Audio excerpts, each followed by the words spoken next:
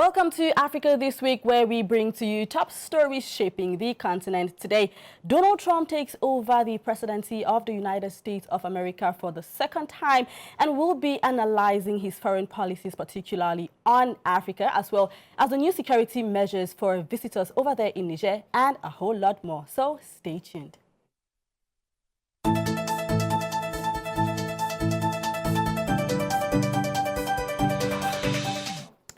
Donald Trump begins his second term in the White House after taking the oath of office from Supreme Court Chief Justice John Roberts.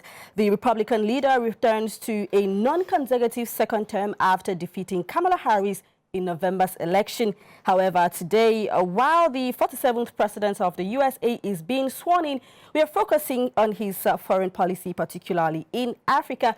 It was anticipated that when he returns to the White House, Donald Trump, the U.S. president, will take over an African policy riddled with contradictions. Colombe Catal is joining us on set to analyze the ongoing U.S. presidential or political dynamics. Hello, Colombe Catal. Please tell us, what is the central point of presidential inauguration in the United States of America? Oui, je dirais bien, c'est la prestation de serment. C'est cette phrase qui suit. Okay. Je jure solennellement d'exercer la fonction de président des États-Unis et de faire du mieux que je peux de défendre, de protéger la Constitution américaine. Cette phrase, ce 20 janvier 2025, va marquer la 47e fois qu'elle soit présentée ou bien prononcée par tous les présidents, sans exception des États-Unis. Elle constitue, je dirais, le dernier verrou, n'est-ce pas, qui saute pour un président élu afin qu'il commence manifestement à diriger, n'est-ce pas, les 52 États que constituent les États-Unis. Colombe Catal, let's talk about Africa a little bit, right? How do you think Africa will be impacted during the next 4 years of Donald Trump's reign? Eh bien, les 4 prochaines années de Donald Trump seront comme les 4 qui sont passées il y a 4 ans plus tôt, voyez-vous. Non, il y a plutôt 8 ans plus tôt, je pense. Donald Trump, on sait que sa position vis-à-vis de l'Afrique n'est pas celle qui est favorable à ces derniers. Non, pas du tout. Les perspectives sont même plutôt restrictives en réalité. Pourquoi? Parce qu'il annonce la suppression du budget d'investissement des aides accordées aux Africains. On sait aussi combien est-ce qu'il ne dilue pas ses propos lorsqu'il aborde la question de l'immigration en disant que les Africains sont des paresseux. Donc, outre quelques accords bilatéraux peut-être, qu'il va parachever, commencer par son prédécesseur. C'est lui, en fait, qui lui passe le témoin aujourd'hui avec des pays comme le Maroc, le Nigeria et l'Afrique du Sud. Les Africains, en réalité, ne devraient pas s'attendre à ce que les 4 prochaines années de Donald Trump puissent manifestement changer. C'est vrai qu'il y a une certaine pression avec les Chinois qui font que peut-être il peut essayer d'assoupir, n'est-ce pas, son ego pour pouvoir renégocier ces marchés que les Chinois ont, ma foi, pris de la part du lion. Mais jusque-là, connaissant la personne, il est fort probable, oui, que les Africains n'espèrent pas grand-chose des 4 prochaines années, n'est-ce pas, de la mandature de Donald Trump. I would definitely agree with you, Colombe Catal, given that discussions on Africa was almost absent during this year's presidential campaign. However, like you said, knowing who Donald Trump is, well, anything can happen. Thank you very much for being with us, Colombe Catal. Okay. Ladies and gentlemen, you're watching Africa This Week. We'll be right back.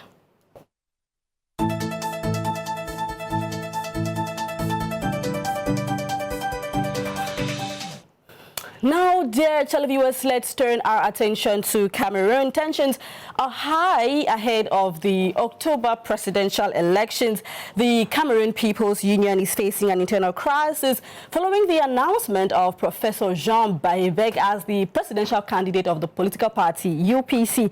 The party's Secretary General, Robert Bapolipo, strongly rejects this decision, describing it as a political manipulation. Let's watch. The Cameroon People's Union, UPC, is facing a significant internal crisis over the nomination of its candidate for the 2025 presidential election. On January 15, reports from an alleged UPC directorate meeting announced the selection of Professor Jean Baïbek as the party's presidential candidate. However, This decision has been firmly rejected by the UPC Secretary-General Honorable Robert Bapolipo in an official communiqué issued earlier that same day. In the communiqué dated January 15, 2025, Robert Bapolipo dismissed the selection of Professor Bahebek as the result of a fictitious meeting orchestrated by what he called a group of intellectual fraudsters and chronic agitators engaged in political banditry. The Secretary-General emphasized that he had neither presented his candidacy nor participated in any meeting in Bafoussam related to this matter. He described the actions of those behind the announcement as guided by manifest insanity and urged UPC militants and supporters to remain vigilant against such political scams. Bapolipo reaffirmed that the official UPC candidate for the 2025 presidential election will be chosen as part of the alliance between the UPC and the ruling Cameroon People's Democratic Movement, CPDM. This clarification excludes any internally nominated candidate, including Professor Jean Bahebek. This internal conflict highlights significant divisions within the UPC, raising concerns about the party's unity and credibility ahead of the 2025 presidential elections. I smell drama. Well, do Cameroonians smell it too? Global LTV took its microphone to the streets to find out what the people had to say about this ongoing, should I say, drama in the UPC. They were speaking to Colin Beketal and Guy Foto. Let's watch. C'est déplorable. Bon, Bogbapo se désolidarise de la candidature. Bon, c'est déplorable. Mais le Cameroun ayant une législation bien appropriée qui n'admet pas le bicéphalisme aux élections, nous sommes également dans un pays de droit et je crois que la justice tranchera qui de Mbombo Bapo ou du professeur Bahebek aura raison. Et déjà, je suis très content parce que c'est un monsieur que je suis tellement. Je suis un Bassa d'abord et comme je suis un Bassa, donc je peux que lui souhaiter bonne chance. Et moi surtout, je vais voter le professeur Bahebek. Professeur, je suis votre grand fan. Je vous suis dans tous les médias, tout ce qui va avec, et j'aime ce que vous faites. Force est de constater que ça a été le professeur Bahebek qui est un noble citoyen dont on ne présente plus, dont les combats sont nobles et intègres. Il jouit de ses facultés civiques, psychiques et même politiques déjà. Tout ce que nous pouvons dire, c'est une bonne continuation de l'aventure et qu'il aille à la conquête de ses électeurs. Je suis très ému, pourquoi? Parce que c'est quelqu'un que je suis beaucoup sur les plateaux télé. Il est très intelligent, très instruit. Je veux dire un peu taquin aussi. Pour son projet lors de son mandat, je ne sais pas ce qu'il a prévu. Et tout ce que je peux dire, c'est je sais que s'il est élu, bien s'il devient président plus tard, je sais que beaucoup de choses vont changer dans ce pays. Definitely, the presidential election in Cameroon is one of, if not the most followed presidential election in the entire Africa, from the announcement of candidates to campaign rallies eventually when they will be launched, to internal conflicts within political parties. Well, Global LTV will be following closely and definitely will update you guys. Just stay tuned.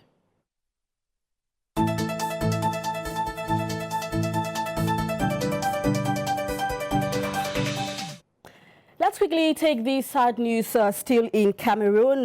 David Abouem Achoy, prominent member or prominent Cameroonian statesman and administrator, passed away on January 15, 2025 in Yaoundé on his 81st birthday. Born in Kribi in 1944, graduate from ENAM, he served as Secretary General at the Prime Minister's Office and the Presidency, Minister of Higher Education and Governor or Provincial Governor of both the Northwest and Southwest provinces. A strong advocate for bilingualism and multiculturalism, he was a member of the National Commission for their promotion. His passing marks the loss of a key figure in Cameroon's political and administrative history. May his soul rest in peace.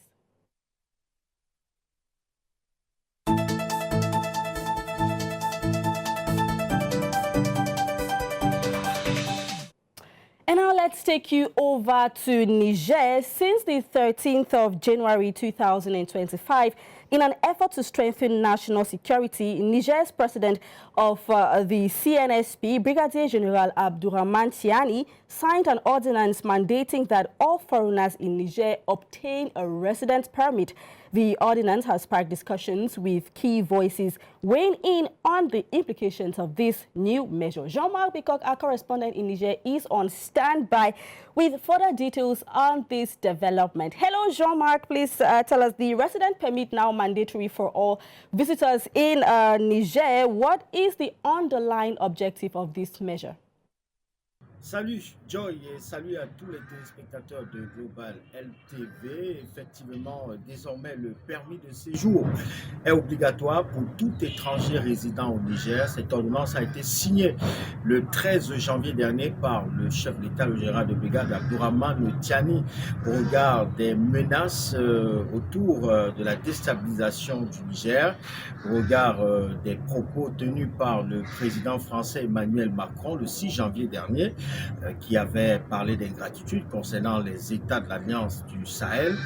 Également concernant l'agression qu'a connue le Niger à la frontière Niger-Nigeria il y a quelques semaines aujourd'hui, et toutes les autres menaces qui planent concernant la déstabilisation de l'AES. Le chef d'État a pris donc les précautions d'exiger le visa désormais aux étrangers. Il faut également rappeler qu'il y a ce phénomène de déchéance de nationalité où certains Nigériens sont privés de leur nationalité désormais pour être soupçonnés de mener des actions à but de troubler la paix. Donc, ces personnes n'auront plus le droit de revenir au pays pour continuer leurs actions de connivence avec les forces occidentales.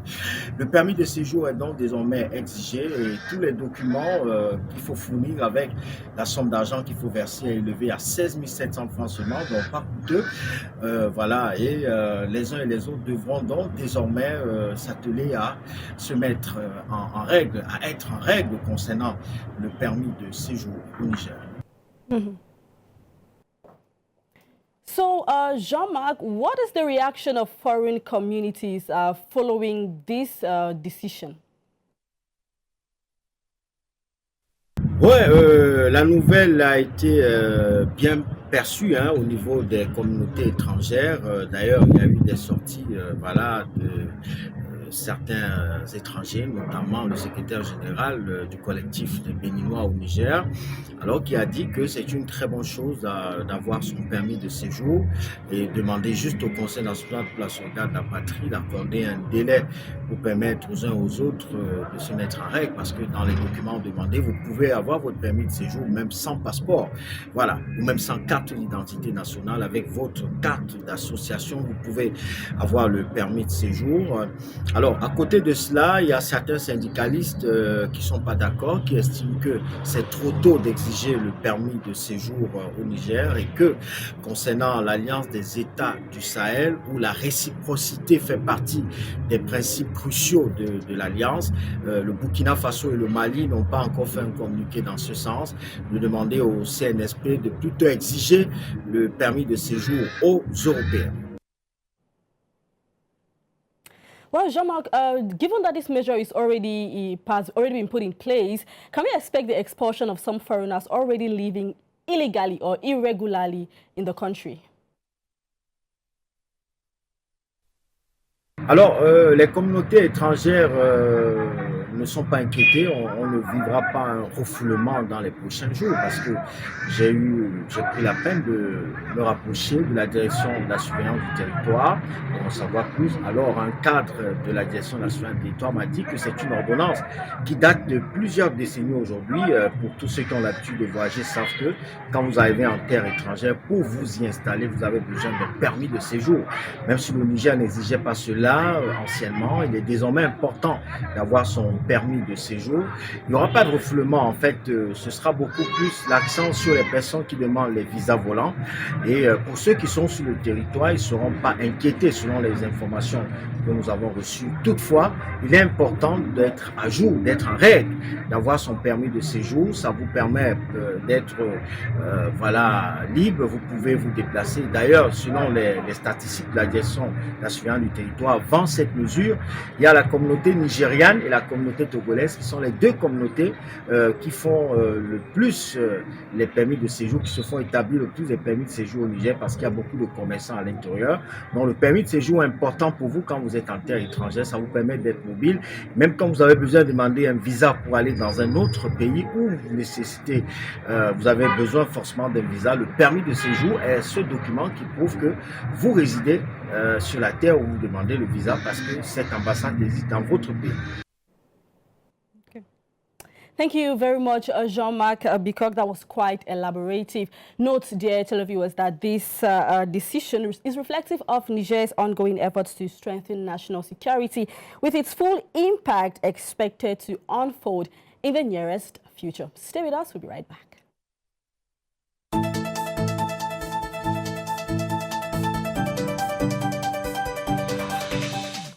Let's now talk about the Boko Haram insurgency in northern Nigeria. There have been several Boko Haram attacks since the start of this year in different villages of the northern part of Nigeria, involving the loss of lives of Nigerian soldiers. Now, in a recent press release, Nigerian President Bola Ahmed Tinubu saluted the bravery of the soldiers who lost their lives in these attacks on Borno State, northern Nigeria. Well, Blandin Jinka is here with us for those who do not quite have an understanding of what is happening in Nigeria. Hello, Blandin Jinka. Please tell us briefly, right, what happened? What happened during this attack? Right. This threatly happened, Joy. Thank you, first of all, for having me on set. This happened over the weekend where we registered 6 military that was killed during this attack. And witnesses on the side actually said that this attack seemed like a planned revenge because it was also well coordinated. Unfortunately, we recorded the loss of lives and also the burned down school buses and as well as military vehicles. Yeah. So it was actually one of those things that Nigeria is actually suffering at the moment, fighting Boko Haram in the northeast of Borno State in Nigeria. Mm-hmm. Away from Boko Haram, Blandin Jinka, it is rumored that there's a lot of insecurity currently in Nigeria. Oh yeah, unfortunately, Joy, Nigeria is one of those African countries that would say is experiencing a spike in insecurities as the years go by. For example, let's talk about 2023, 2024. Between May 2023 and April 2024, Nigeria alone registered 615,000 deaths. Oh, that's alone. A lot. You know, and we're talking about mostly in northeast of Nigeria, of Borno State. Mm-hmm. Now, let's come to northwest of the same state. They registered 216,000 or 216 and say 30,000 loss. That's from banditry as well and kidnapping. So the state is not only fighting Boko Haram on one side, they are also fighting banditry and kidnapping. Of course, kidnapping, demanding for ransoms. And if these ransoms are not being paid, then it leads to death. That's quite sad, Blandin Jinka. But however, Nigerian President Bola Ahmed Tinubu has assured the population that measures are being taken to ensure that security returns to the northern part of Nigeria that is currently being plagued by all of these things happening. Thank you very much, Blandin Jinka, for being with us. Thank you for having me. Dear televiewers, this is Africa This Week. Please stay with us.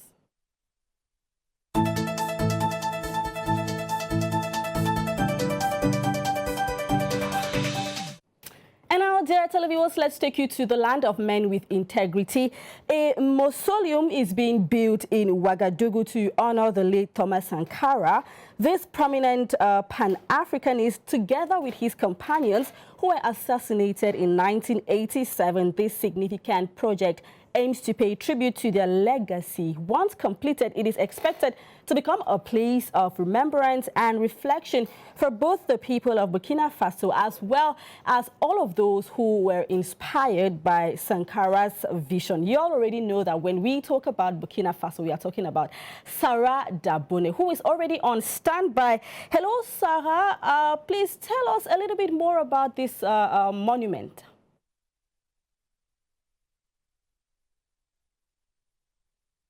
Oui, salut Joy. Effectivement, les autorités ont entamé la construction d'un mausolée pour que le Che Guevara africain, qui est Thomas Sankara, et ses 12 compagnons assassinés malheureusement il y a 38 ans, puissent trouver leur dernière demeure.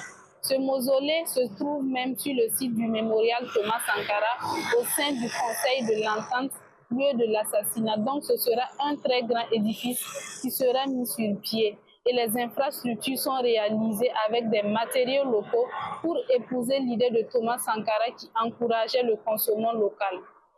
Francis Kéré, premier africain à remporter le prix Nobel de l'architecture, est celui-là même qui s'occupe de l'architecture du mausolée et les travaux de construction sont prévus finir d'ici 6 mois. Beautiful, Sarah. Please tell us, what are some of the objectives, or what is the objective of this project?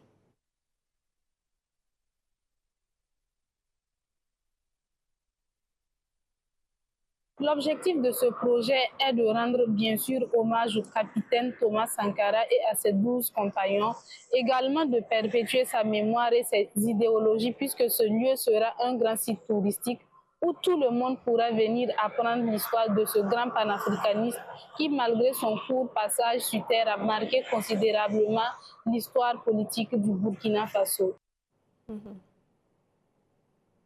All right, Sarah Dabone, what does the Thomas Sankara Memorial and the future mausoleum represent for the Burkinabe?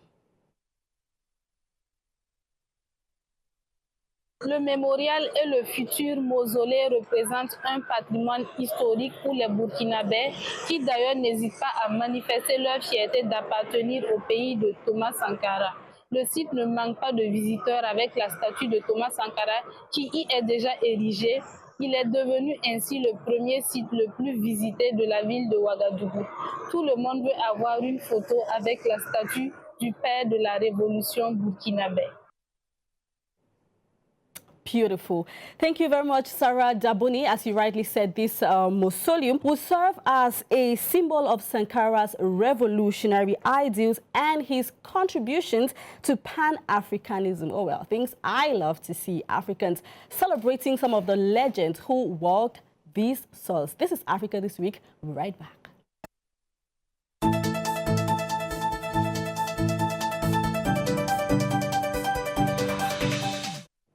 And now, dear people, let's go to the Democratic Republic of Congo. In a landmark ruling, a Congolese court sentenced 3 Chinese nationals to 7 years in prison and fined them $600,000 for illegal mining activities in the Democratic Republic of Congo. The defendants were arrested on January 4, 2025 in possession of 10 gold bars of $400,000 in cash. They were convicted on charges including illegal mineral exploitation, fraud, money laundering, and looting. This conviction marks the first time foreign mineral brokers have been sentenced for unauthorized mineral exploitation in the DRC. Authorities hope that the verdict will serve as a deterrent to future illegal mining operations.